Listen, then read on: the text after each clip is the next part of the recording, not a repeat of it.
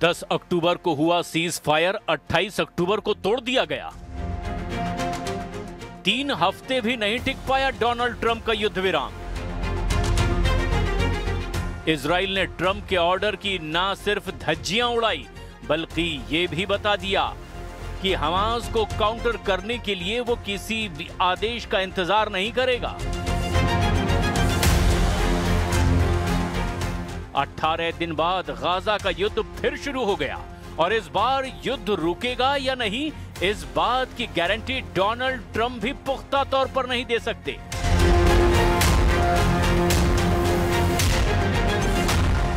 Gaza पर Israel की बमबारी में 100 से ज्यादा लोगों की मौत हुई है। हमेशा की तरह मरने वालों में बच्चों और महिलाओं की तादाद ज्यादा है। ये रिपोर्ट पश्चिमी देशों की न्यूज एजेंसी दे रही है। गाजा में युद्ध विराम तोड़े जाने की खबर 28 अक्टूबर की रात को आई, जब नेतन्याहू ने इजरायली सेना को एक ऑर्डर जारी किया। बेंजामिन नेतन्याहू ने कहा, गाजा पर पावरफुल स्ट्राइक की जाए क्योंकि हमास लगातार सीज फायर तोड़ रहा है, उसे सबक सिखाना जरूरी है। जब नेतन्याहू का ऑर्डर आया तो सबको एहसास हो गया कि अब गाजा में सीज फायर नहीं, डबल फायर होगा। गाजा फिर से जलने लगेगा। गाजा में यही हुआ। इजराइल की एयरफोर्स ने शुरू कर दी बहुत ही खतरनाक बमबारी। जो बम 10 अक्टूबर के बाद से गोदाम में रखे हुए थे वो गाजा पर फटने लगे।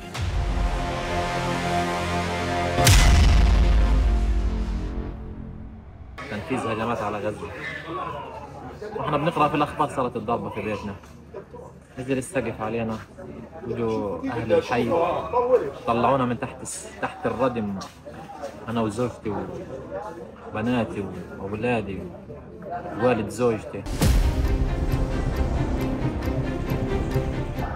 गाजा के इलाकों में एम्बुलेंस दौड़ने लगी। जहां जहां इजराइल के बम फटे वहां वहां हाहाकार मच गया। मलबे से लाशें निकाली जाने लगी। जिनकी सांसें चल रही थी उन्हें फौरन नजदीकी अस्पताल में पहुंचाने की कोशिश होने लगी। इजराइल की बमबारी में 68,000 से ज्यादा लोगों को गंवा चुका गाजा फिर एक बार मातम मना रहा है। बच्चों की लाशों को उठाने वाला गाजा एक बार फिर बहुत बड़े बोझ को उठाने के लिए मजबूर है। गाजा में कुछ नहीं बचा। भुखमरी और लाशों से घिरा गाजा जिंदा लोगों का कब्रिस्तान है और यहाँ बचे हुए लोगों की जान लगातार खतरे में है, क्योंकि हमास और इजराइल एक बार फिर आमने सामने नजर आ रहे हैं।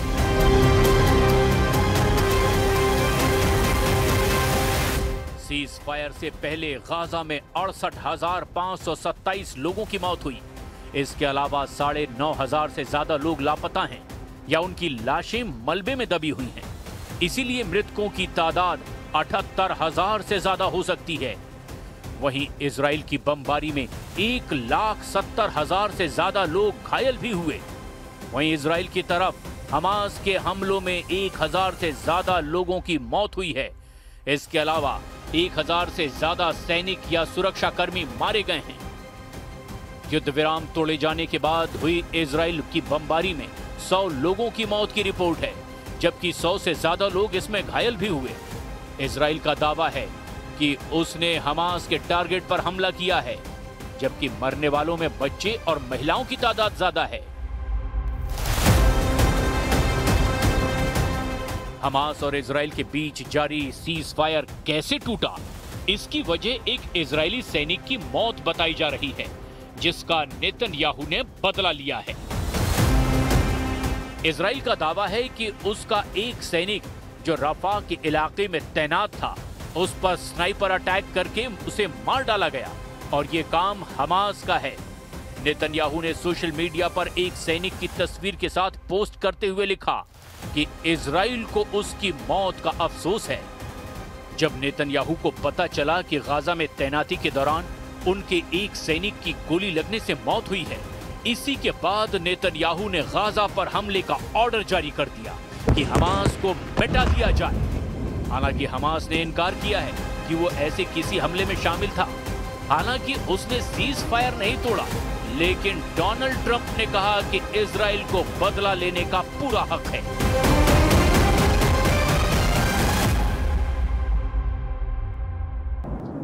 As I understand it, they took out an Israeli soldier. It was I just heard about it a little while ago. They killed an Israeli soldier, so the Israelis hit back, and they should hit back. When that happens, they should hit back. Nobody knows what happened to the Israeli soldier, but they say it was sniper fire, and it was retribution for that, and I think they have a right to do that. Trump से खुला समर्थन मिलने के बाद Netanyahu ने भी कह दिया कि अब इजराइल बर्दाश्त नहीं करेगा। हमास के एक हमले का जवाब इजराइल 10 हमलों से देगा। जिस दिन नेतन्याहू ने गाजा पर दोबारा हमले का ऑर्डर दिया, उस दिन वो कोर्ट में भी हाजिर हुए, क्योंकि उनके खिलाफ भ्रष्टाचार का बहुत ही संगीन केस चल रहा है। उन पर यह भी इल्जाम लगता रहा है कि केस से बचने के लिए उन्होंने युद्ध विराम में जानबूझकर देरी की है। 2020 से चल रहे इस केस में पिछले 2 सालों के दौरान नेतन्याहू कई बार राहत की अपील कर चुके हैं। अब बड़ा सवाल ये है कि अब नेतन्याहू के गुस्से का सामना कर रहा गाजा किससे अपील करेगा? صارنا يمين في امان الله ما سمعنا الا حس القصف جيراننا هاي اللي استشهد اللي تصاوب على اساس انه هدنا وعلى اساس انه خلص واخذوا الاسرى وخلصنا. وين العالم العربي والعالم الاسلامي باي لغه خطيبهم العالم العربي والعالم الاسلامي؟ युद्ध विराम के वक्त हमास ने इजराइल के बंधक छोड़े थे, वहीं इजराइल ने फिलिस्तीन के बंधक भी रिहा किए, यानी बंधकों की अदला बदली हो चुकी है।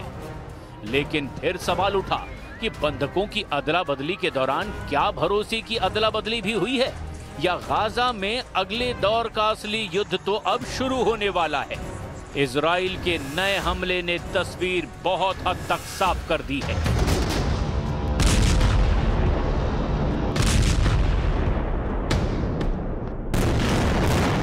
इजराइल ने नेतन्याहू के ऑर्डर पर अब गाजा में बाकी बची ईंट से ईंट बजा दी है। दावा गाजा को तहस नहस करने का है, हमास को मिट्टी में मिलाने का है। 2 साल की बमबारी में 78,000 लोगों की मौत हुई और अब इजराइल के नए हमले से डर ऐसा फैल गया है कि मौत का नया आंकड़ा दूसरे स्टेज पर पहुंचकर 1 लाख की तरफ बढ़ सकता है। गाजा में हर शख्स के दिलो दिमाग पर ये धमाके अब भी गूंज रहे हैं। العالم لا يسمع يرى ويتجاهل. حسبنا الله ونعم الوكيل في كل عربي متخاذل. حسبي الله ونعم الوكيل في ترامب ونتنياهو. حسبي الله ونعم الوكيل في كل من خذل غزة وتركنا للموت. दुनिया को साफ साफ नजर आ रहा है कि गाजा में सुलग रहा भरोसे वाला बम भी फट चुका है। सिग्नल मिल चुका है कि गाजा में हमास और इजराइल के बीच सबसे निर्मम युद्ध फिर से शुरू होने वाला है। भरोसे वाला बम फट चुका है और अब गाजा में ऐसी तबाही हो सकती है जिसे रोकने के लिए 10 डोनाल्ड ट्रंप भी कम पड़ सकते हैं। بدنا نخلص. أنا واحد عمري 27 سنة مش عارف أعمل حاجة. في حرب غير حرب. إحنا تعبنا وزقنا وبدنا نخلص من هيك وضع. لأنه كل اللي حوالينا مخنوقين.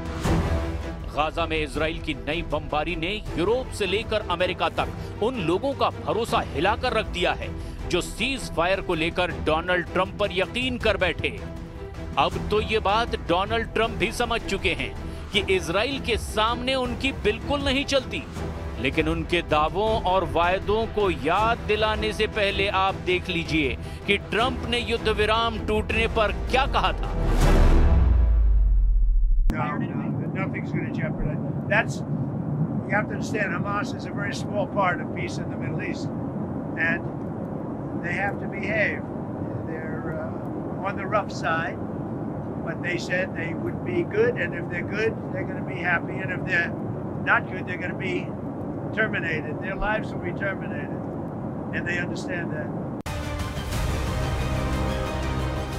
गाजा को लेकर शांति प्रस्ताव की बात जब मिस्र में हुई तब वहां डोनाल्ड ट्रंप भी थे और उस दौरान हमास उस मीटिंग से पीछे हट गया था क्योंकि ट्रंप की कई शर्त हमास को मंजूर नहीं थी। इसमें से एक है हथियार सरेंडर करना। हालांकि ट्रंप मिस्र में हुई मीटिंग में आए, हमास और इजराइल के बीच भरोसे वाला बम ना फटे इसके लिए डोनाल्ड ट्रंप तेल अवीव भी पहुंचे। इजराइल की संसद में स्पेशल सेशन हुआ, उसमें ट्रंप भी शामिल हुए। उनके सामने नेतन्याहू ने भी बड़ी बड़ी बातें की। युद्ध खत्म करने के लिए डोनाल्ड ट्रंप की भूमिका के कसीदे पढ़े। Mr. President, you are committed to this peace. I am committed to this peace. And together, Mr. President, we will achieve this peace. Netanyahu deal पर कितना कायम रहे ये आज की गाजा की तस्वीर बता रही है, क्योंकि 80 से ज्यादा लोगों की मौत के बीच अब सवाल ये उठ रहे हैं कि क्या ये ट्रंप के बस की बात नहीं कि वो नेतन्याहू के युद्ध को काबू कर सकें। बंधकों की अदला बदली के बीच डोनाल्ड ट्रंप जब इजराइल पहुंचे तो उन्होंने ये बताना चाहा कि हमास और इजराइल के बीच अगर जंग रुकी है तो इसकी वजह कोई और नहीं बल्कि वो खुद यानी डोनाल्ड ट्रंप हैं। ट्रंप का ऐसे मौके पर इजराइल आना बताने की कोशिश थी कि इस युद्ध विराम का साफा अपने सिर बांधना चाहते हैं, लेकिन 18 दिन के अंदर ही युद्ध विराम फेल हो गया। ना हमास ने हथियार सरेंडर किए, ना इजराइल ने बमबारी पूरी तरह से रोकी। तब डोनाल्ड ट्रंप अपने सपने का गाजा बनाने की बात कर रहे थे, बड़ी बड़ी बातें कर रहे थे। This is not only the end of a war, this is the end of an age of terror and death and the beginning of the age of faith and hope and of God. It's the start of a grand concord and lasting harmony for Israel and all the nations of what will soon be a truly magnificent region. I believe that so strongly. Trump ने Israel की संसद को संबोधित करने से पहले वहां मौजूद बहुत से लोगों को अपनी लाल ब्रांड वाली टोपी पहना दी। इस टोपी पर लिखा था ट्रंप द पीस प्रेसिडेंट, यानी ट्रंप ने अपनी तारीफ खुद करने वाला पैंतरा अपनाया और इजरायली संसद ने इसे हाथों हाथ लिया। लेकिन आज का सच ये है कि डोनाल्ड ट्रंप ने अपने सिर पर युद्ध विराम का जो सेहरा बांधा वो 18 दिन बाद गाजा में नोच कर फेंक दिया गया। If you think we settled 8 wars in 8 months, I'm now including this one, by the way, if that's okay. They may say, well, that was quick, because yesterday I was saying 7, but now I can say 8. The hostages are back. The hostages are back.